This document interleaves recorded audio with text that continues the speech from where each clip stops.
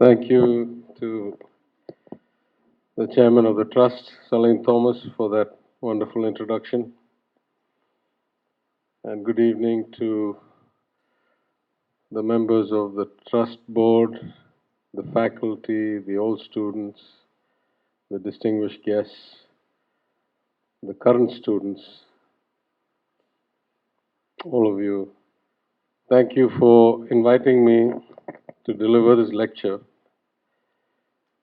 I want to start by saying how happy I am to be here, how privileged I am to be here, because I have a very early memory of coming to this very campus.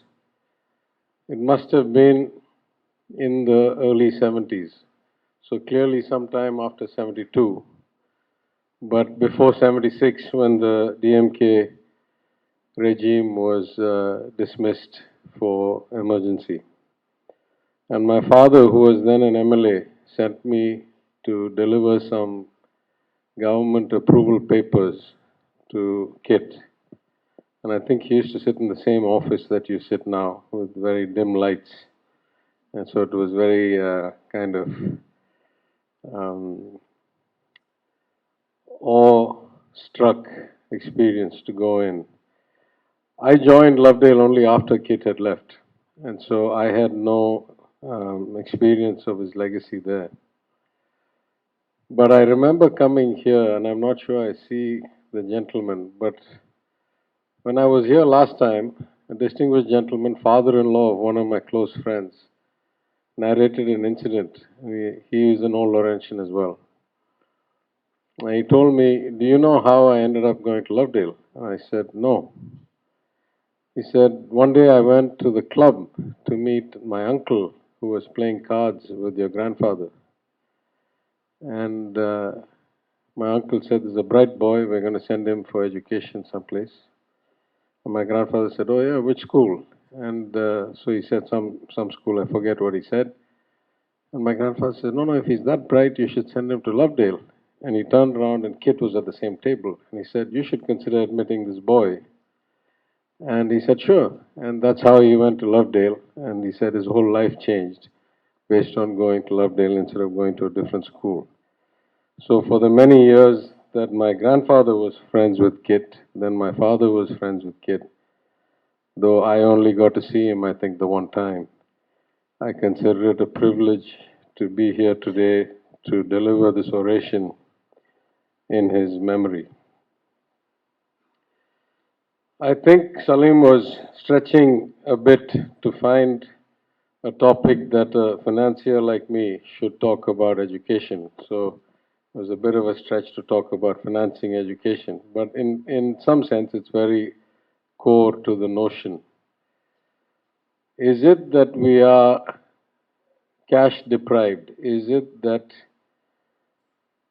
we cannot get better educational outcomes because we cannot afford to spend any more money on education?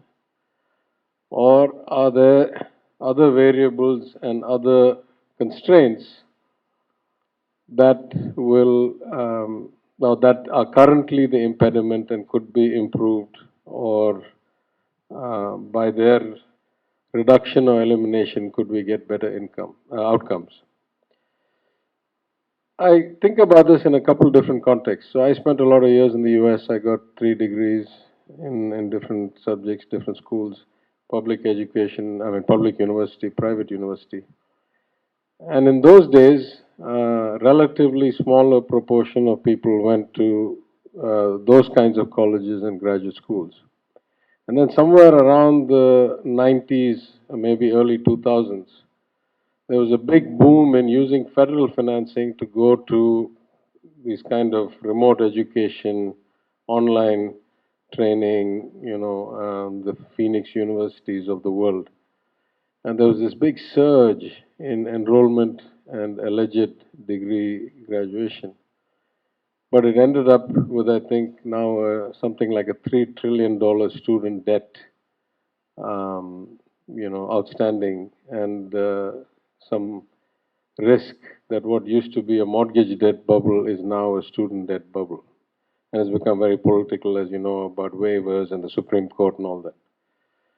So at least in some parts of the world, just because you have money doesn't mean that the education system or the output or the efficiency or the match of the economy and the society's needs for particular skilled or aware or capable individuals is met. But I want to step back as a politician. I want to step back to the Madras presidency of 1920 because that was the first time the elections were run under diarchy. And as you have probably heard me say at some YouTube video or the other, what separates Tamil Nadu from the rest of India, and particularly from the Hindi belt, is only one thing. One thing. It is that we started inclusive policies and education based social equity in 1921. Because we've had 100 plus years of doing these things right, making sure that women have access, making sure that all communities have access, making sure we incentivize people to go to school, whether it's through meals or other scholarships, other things. That is the single reason that Tamil Nadu is economically and socially what it is today, and by most measures across social development, human development, economic progress, the number one state in the country. Education is the key. And, of course, now we have a lot of research. We have people like Amartya Sen, John Drays, who talk about why education is the catalyst for societal and structural change. And this was the kind of guiding light of the Dravidian movement going back to 1920. And for those who may not have read the history, the seminal legislations were the right to vote and stand for elections for women, and then compulsory elementary education for boys and girls. So from the age of 6 to 11, free compulsory education. That was a huge revolution. And now what we now know, if you look at academic research papers and all that, as Sen and Drez say, the relationship between educational progress and social change is very clear. The spread of education helps to overcome the traditional inequalities of caste, class, and gender, just as the removal of these inequalities contributes to the spread of education. It becomes a virtuous cycle. The more people know, the more the people realize they have the right to know. And basic education is a tool of social affirmation. It is a way to provide mobility for those who have been economically and socially disadvantaged. And it is a way to reduce the large inequalities between those places that have access, like urban areas and rural, if the government does its job right and spends in equal quality of education across all geographies. So, in the Act of 1920, primary education free and compulsory for all children between the ages of 6 and 11. Now, it's easy to legislate, right? As we all know, especially in this day and age, almost any bill we bring, we pass. We have a majority in the legislature. Question is, can you actually execute and deliver the outcomes that the bill is supposed to guarantee? Now, you think about it. If you have a society where large components, large swaths of the population were not going to school, and you all of a sudden one day legislate that they have to go to school, what are the odds of getting compliance? Pretty close to zero. If you have a law where 90% of the people comply and 10% don't, you can enforce, you can actually use the stick. But if you have a law where 10% of the people comply and 90% don't, the state doesn't have the capacity to enforce the law. It's not within the realm of reality. At that point, you have to use at least some of the carrot because the stick alone will not work. So if you look at the history, there was a lot of stick involved. I've brought some excerpts from some books going back. And basically what they had to do was go village by village, local administration by local administration and basically threatened them. They said, if you do not allow all communities to come, if you do not enroll girls, we will cut off your funding. We will cut off your certification. We will cut off your ability to say that your children are fit to go to the next grade. And that worked to some extent. But the real boom came when somebody had the bright idea to actually start giving food in school. So, in the Corporation of Madras, they tried out for the first time providing free lunch as a way of incentivizing children to come to school. And the numbers are stark. I'll just give you some of the data from back then. In 1922-23, the 5 schools where they did this study had total enrollment of 811. By 24-25, it had gone to 1,671. So it had more than doubled in 2 years once you started providing free food. The problem was that this funding came from the state, and the state said we cannot afford to provide food for so many people.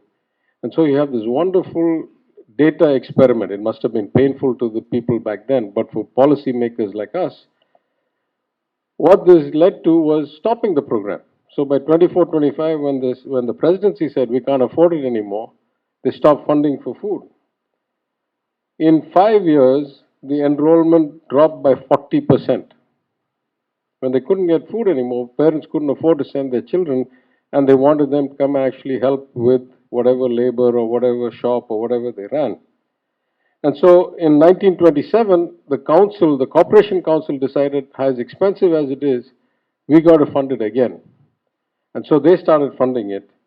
And sure enough, again, the enrollment went up dramatically, and they found another 1,000 students came to school. So at some point, the carrot worked a lot better than the stick. The second thing about our education has been the focus on female inclusion, and that's now I'm saying going back to 1920-21. Because it's very, very clear now. If you have a greater proportion of girls in school, and that starts at every step, as I said to the 15th Finance Commission, if you have more of them in elementary school, you have much greater likelihood, of course, that they'll want to go to middle school, and they can go, because you can't just walk into middle school if you've not done elementary school.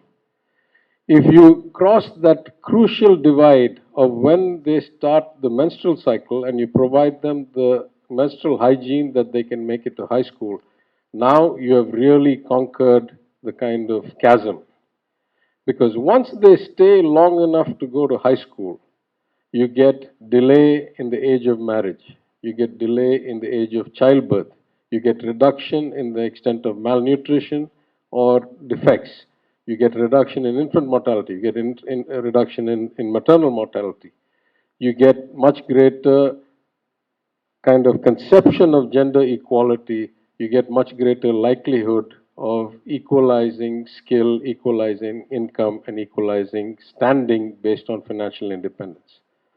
And so this was also one of the things going back to 1920s that the Justice Party had to fight very hard for. And for various reasons, and I read this excerpt again. It says, social customs such as early marriage, habit of stopping the girls after puberty, and the Parda system were the hurdles which made difficult both the attendance of girls at schools and the provision of women teachers. However, a great impetus was given to girls' education during the time when the Justice Party was in power.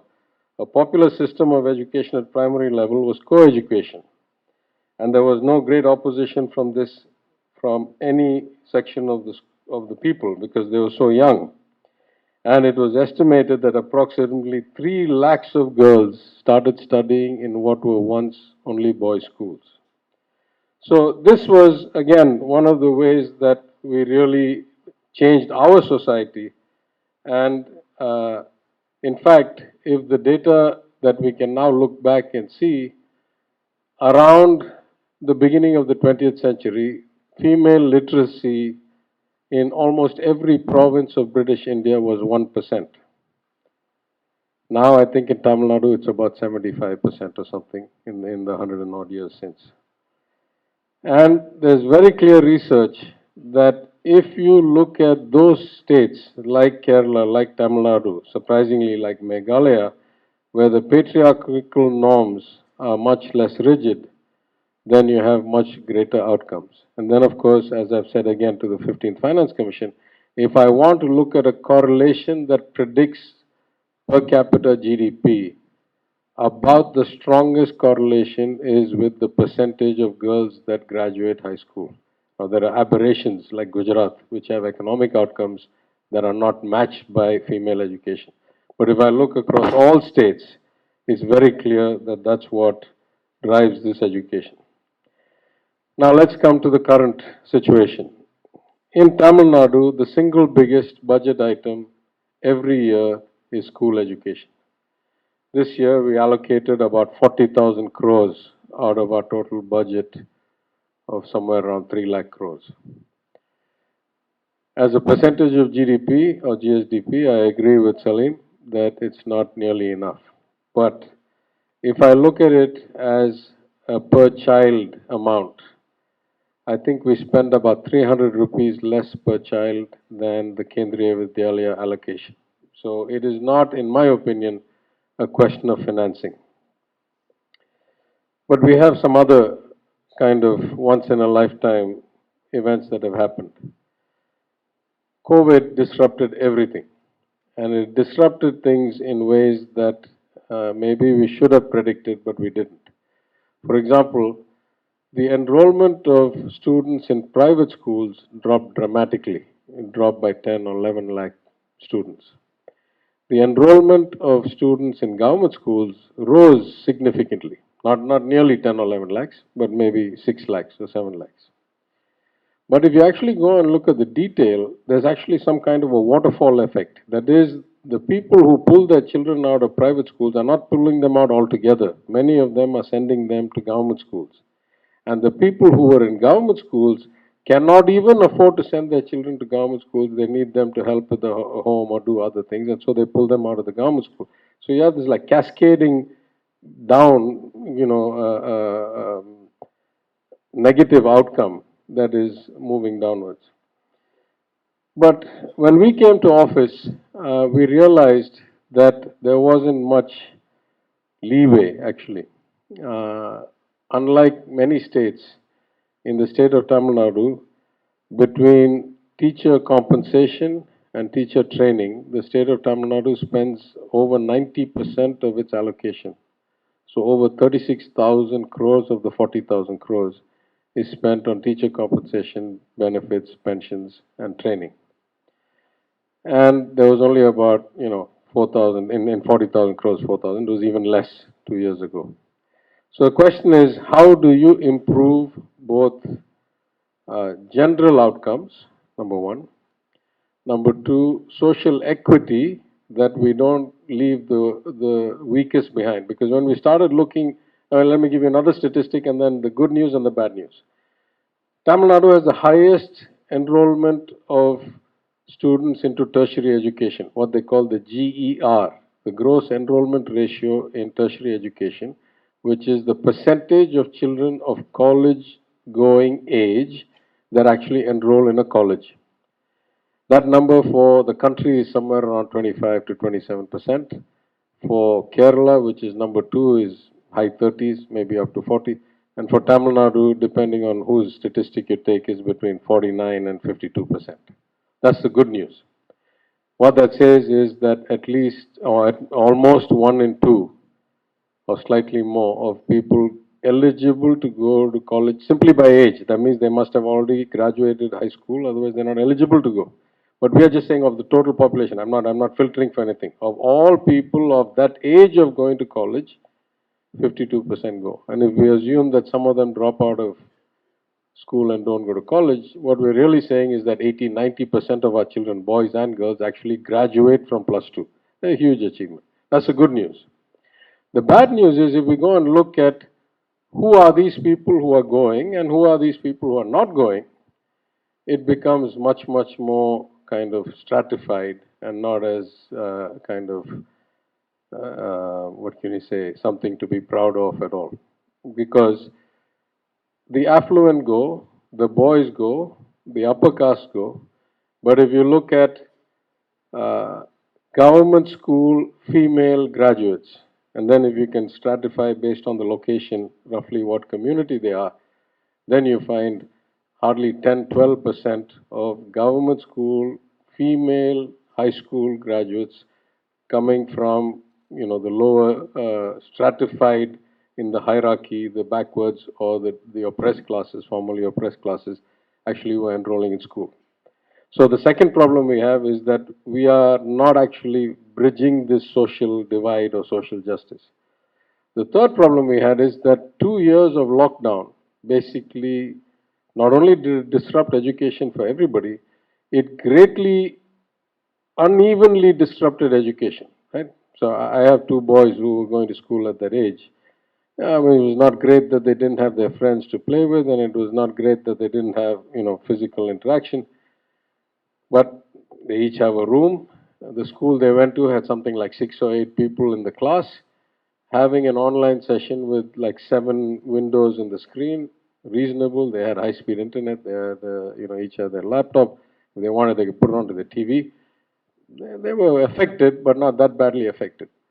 You start going down from there to the middle class, like 2,000 square foot home, then you go down to the poor, and then you get to the poorest places where they have 400, 500 square feet homes, no access to internet, or one smartphone in the entire family, and 3 students who have to go to school. Remote learning is not an option, it is not a feasibility.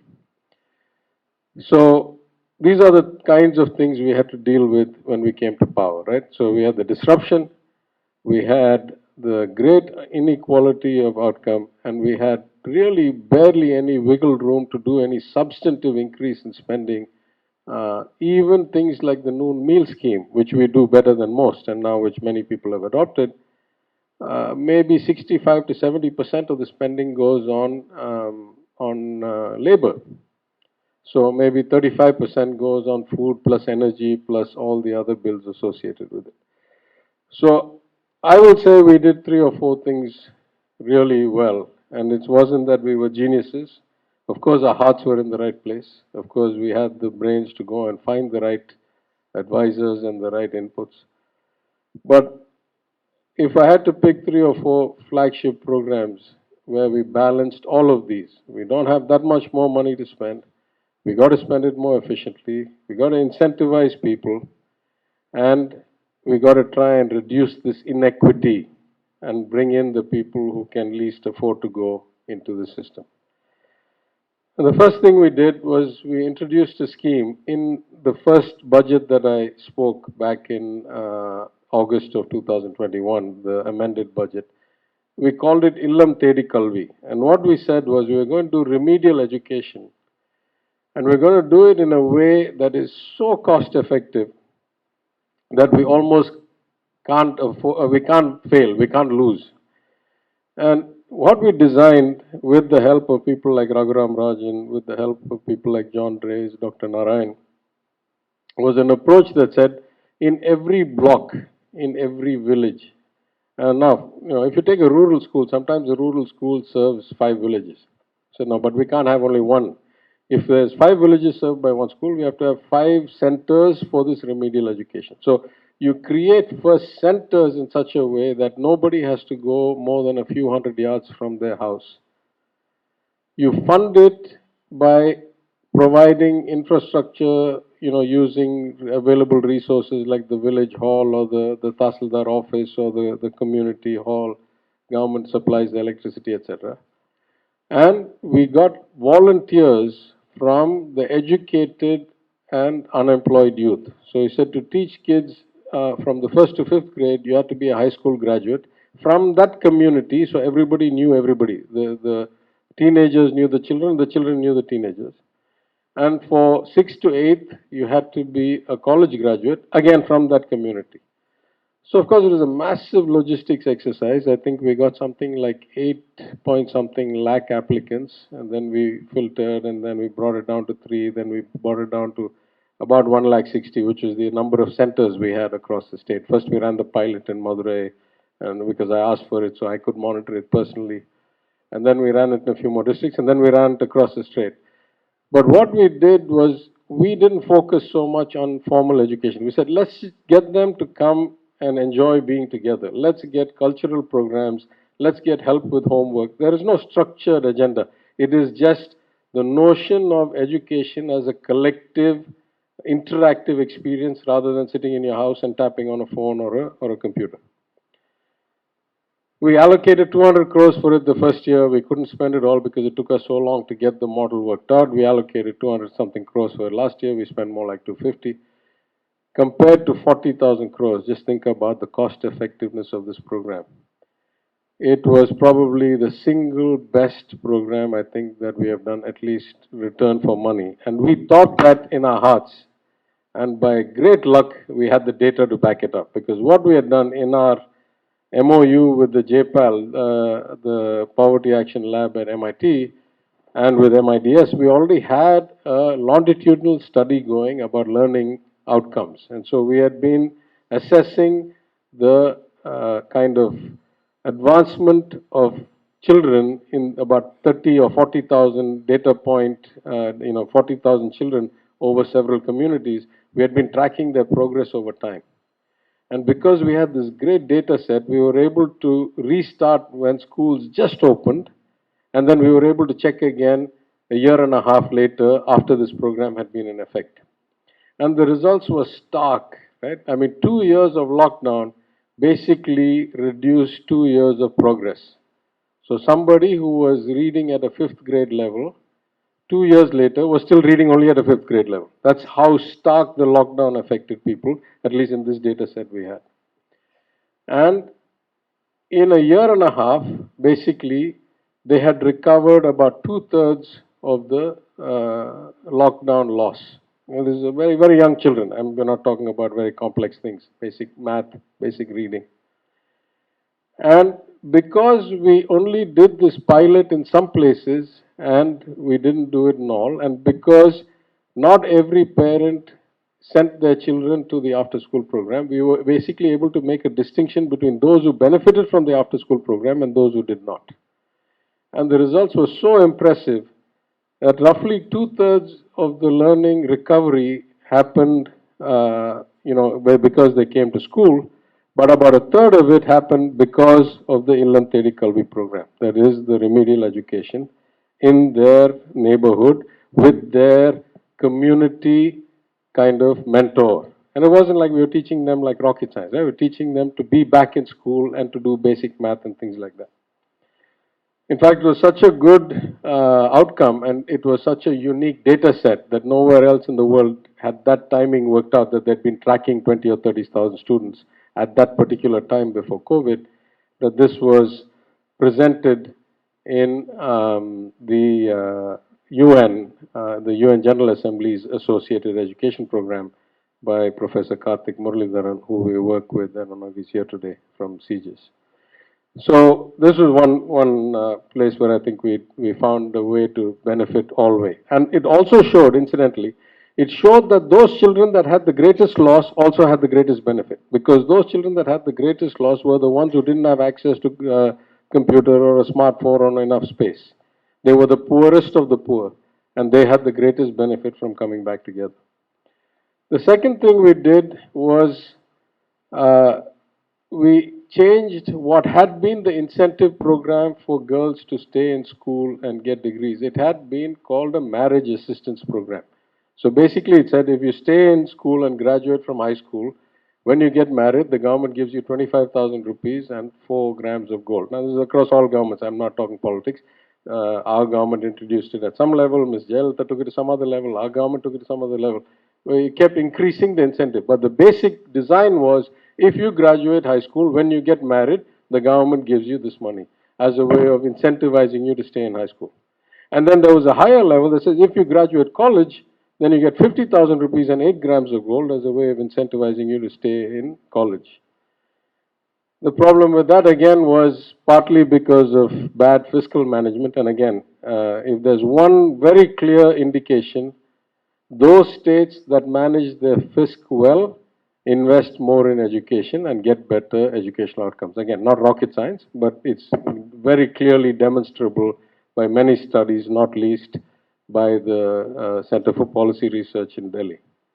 So, mostly because the fisc deteriorated rapidly, our predecessor couldn't keep up with this program. Also, they claimed they couldn't get access to gold because the gold value shot up like crazy for various reasons in the pandemic and through lockdown and all, I mean, through demonetization and all that. So they effectively ran 4 years behind.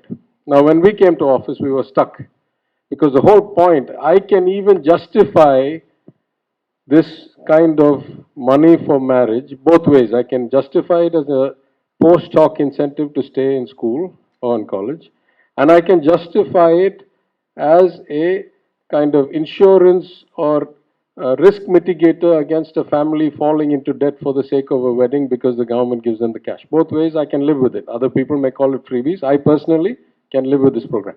The problem is if there's 4 years of backlog, there is no way to fix this program other than to pay for 5 years worth at one time, because there's no value to the money if you give it 3-4 years after the marriage. By then they would have to take the loan. So this whole like loss of going prevention of going into loan is wiped. And if the people don't think the money is going to come, then it's not clear the incentive value is great either. So the only way to fix this program at that time, the obvious way was to do 5 years worth of clean out in 1 year. We barely had the money to do 1 year. How are we going to do 5 years? So at that time, after a lot of discussion, a lot of input, we decided to change the program altogether. We said rather than do post hoc incentivization, that is, after they graduate, we give them money, let us incentivize them in real time.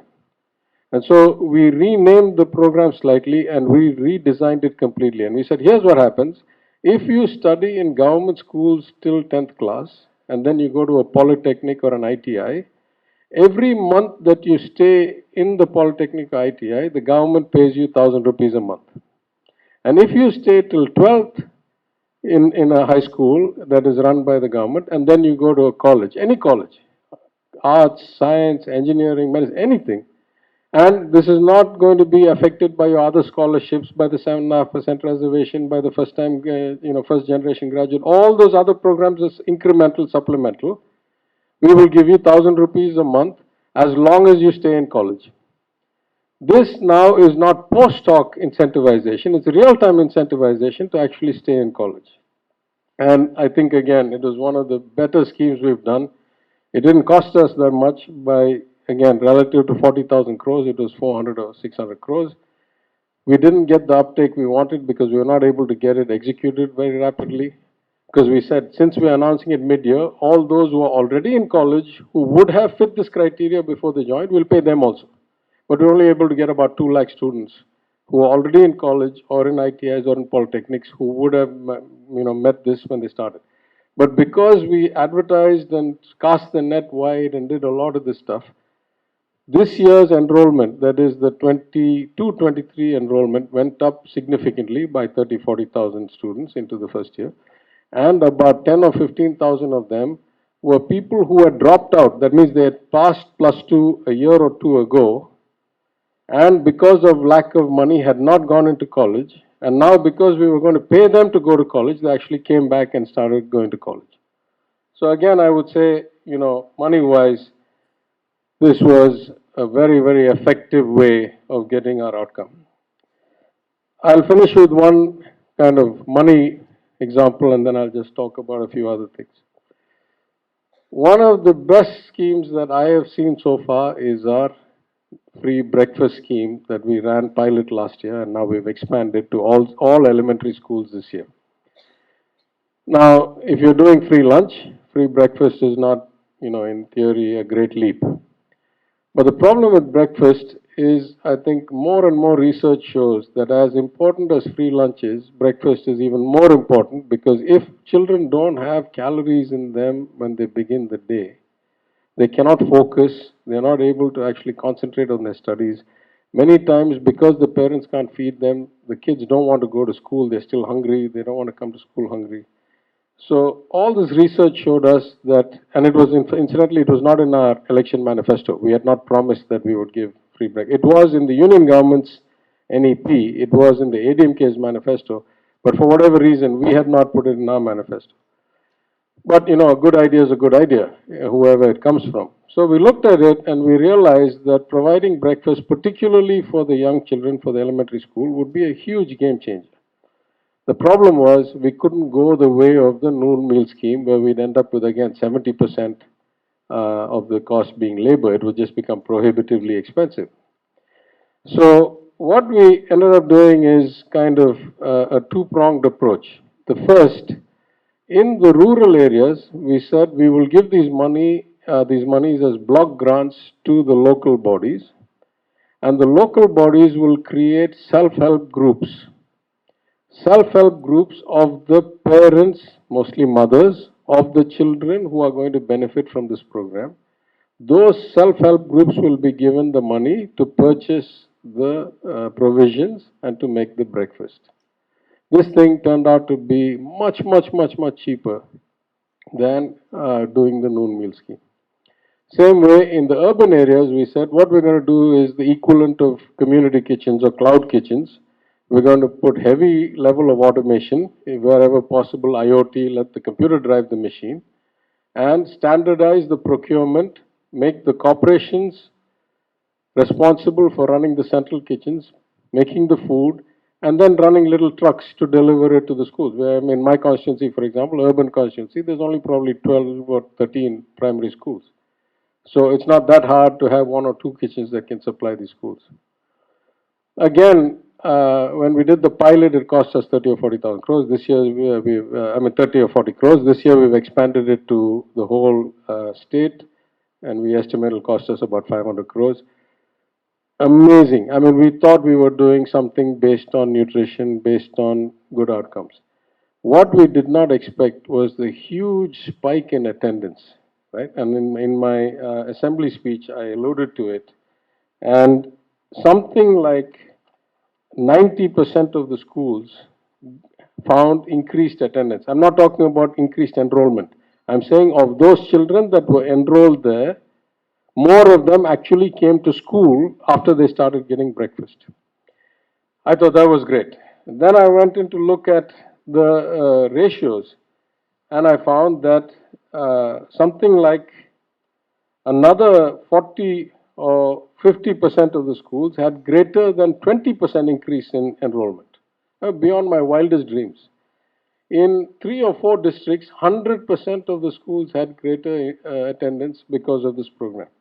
In fact, I would say that at least in my constituency, many middle class working mothers say, why can't the government extend this program to non-government schools, to aided schools and private schools?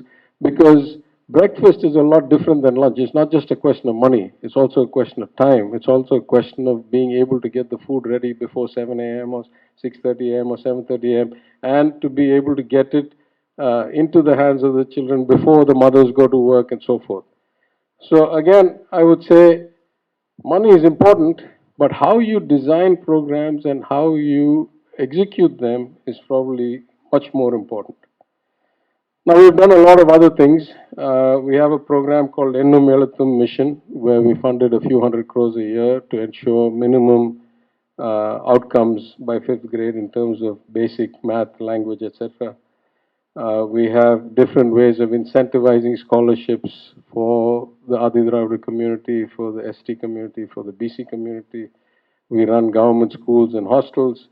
This year, I've announced in my budget that we're going to bring all of these special schools, SC/ST schools, under the purview of the school education department, because education is such a technical thing that were we to continue to run these under Adi Dravida welfare department, they don't really have the expertise to run the schools. And, we are creating some kind of a two-tier system of education. So we put it there. We also have further up the curve things like the non-Mudalvan scheme, career counseling to students, their parents, helping them find the right path rather than all go to engineering or all go to arts and science and not find employment afterwards. We have invested hugely in the last 2 years in polytechnics and ITIs, thousands of crores, because Tamil Nadu, we don't have enough skilled trades to support our growth rate, our manufacturing industry.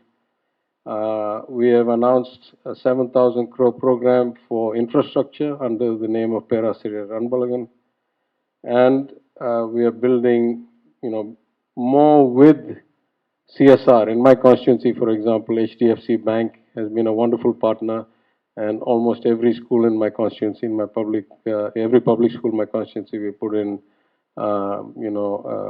high-tech classrooms, labs, libraries, better toilets, things that bring people to school and keep them in school. I think there's a lot more to do. I'm in a very delicate position because I'm also the Minister for Human Resources Management. I'm also the Minister for Pensions. And if I say too much about the relative cost of these things, I will unnecessarily create friction, political friction. I don't want to go into that. But I will say that we have a structural problem. We are spending a lot of money. We are not getting necessarily the right outcomes. As I said before, we're not spending that much less than a Kendriya Vidyalaya.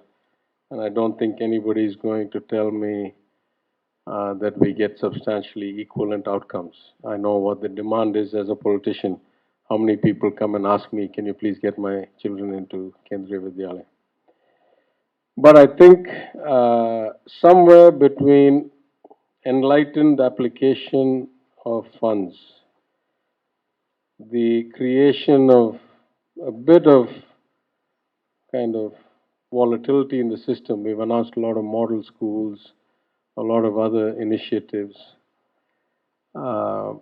And I think accountability and measurement. The more we track outcomes, the more we feed those back into the design, the more we are able to look at some hope, some light that says that this is not a permanent kind of problem and it gets better all the time. I think the crisis has been, in many ways, an opportunity for us to learn, for us to understand the relative value of things, for us to truly appreciate how great the divide is, how great the access variability is, that we are by no means, as much pride as we take in our progress in social justice and in the fact that our Gini coefficient, this wealth inequality, is probably 10% lower than the national average. That's still a very, very big gap.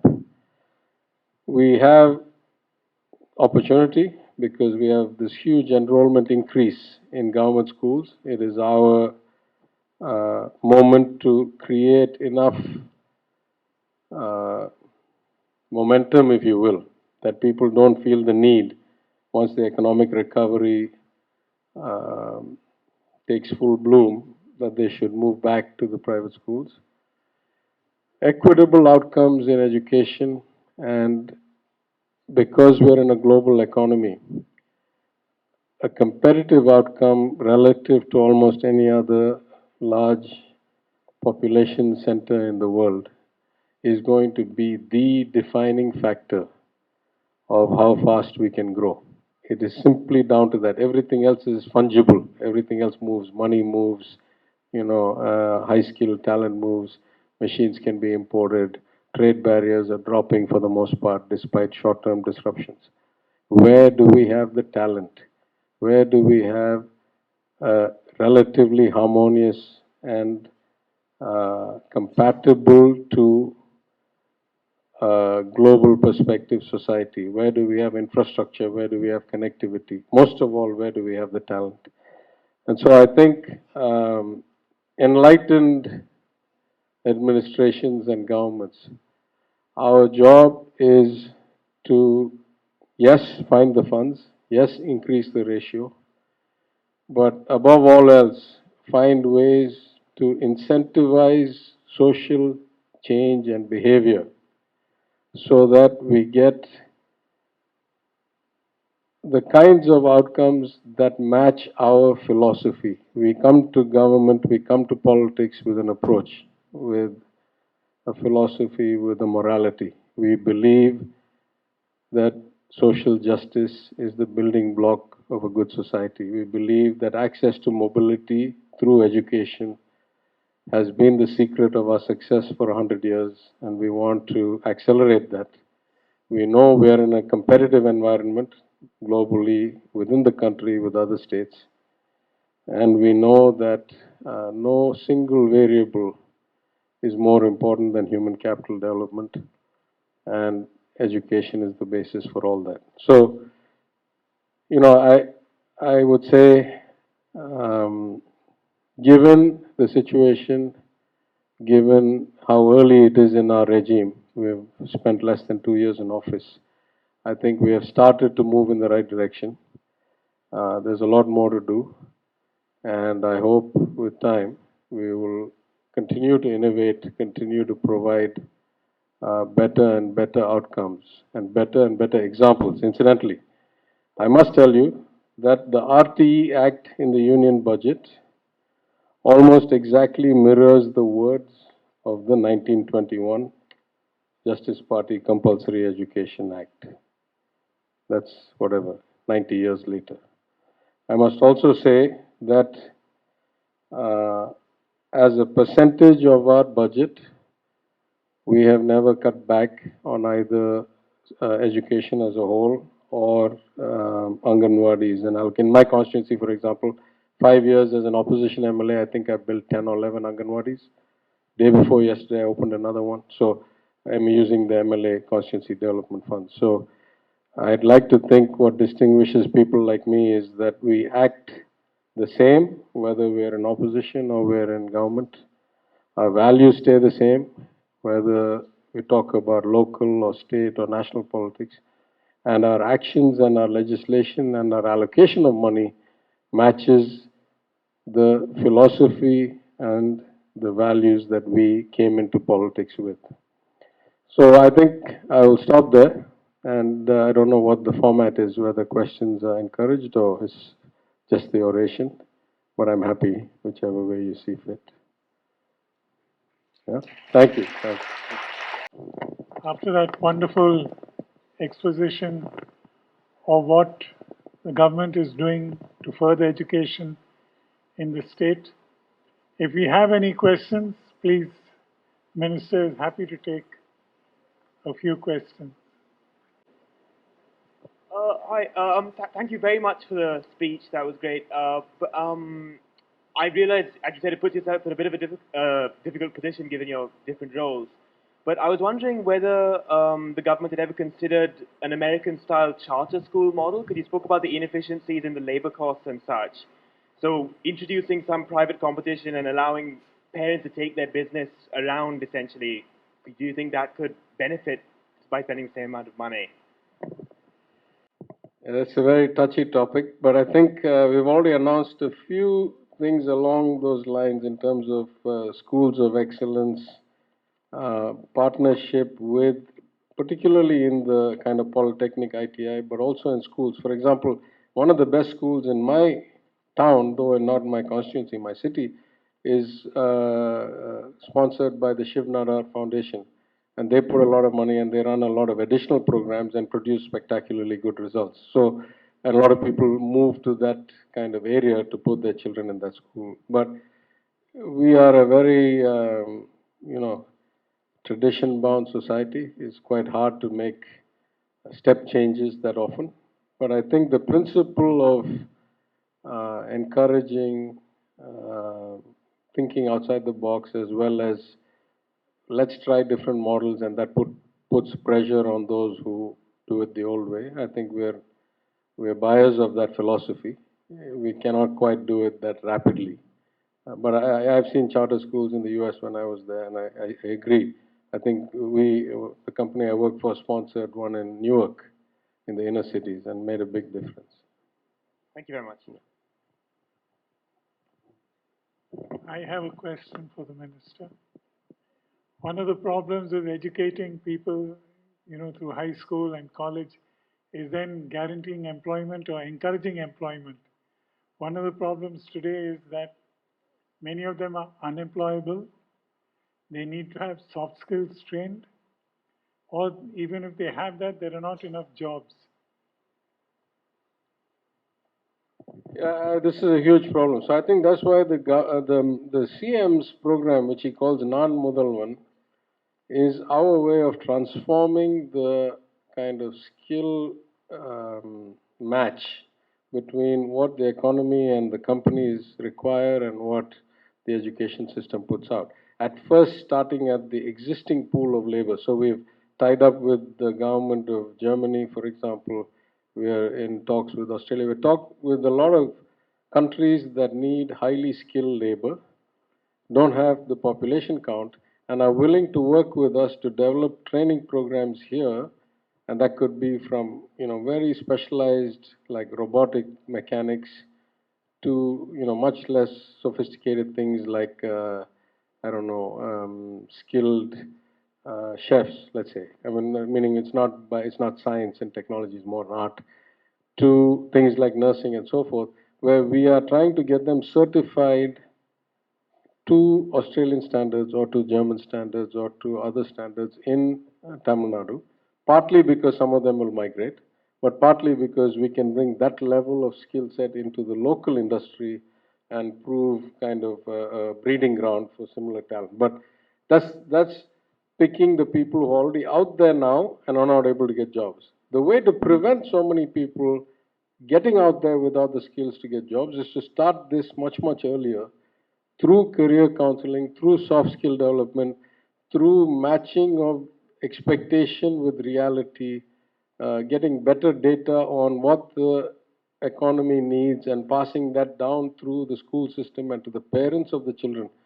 Part of the problem is that the enrollment has exploded so high. Like I gave away degrees at a girls' college, in a women's college, 10 days ago, something. 60% of the graduates are first-time college graduates. That's the good news. The bad news is who is going to mentor them? Both the parents have not really understood what the college graduate employment economy looks like. The school has, I mean, the state has a big role to play in bridging that gap so that people make enlightened choices about what to study and studying what will lead you to what career path and to what outcome after that. And so I think you tackle the existing problem through better skilling, add on like soft skills, all this stuff, but you prevent it from becoming a problem by giving people the information to make more enlightened choices 10, 15 years ahead of coming into the labor market so that you don't have this gap again.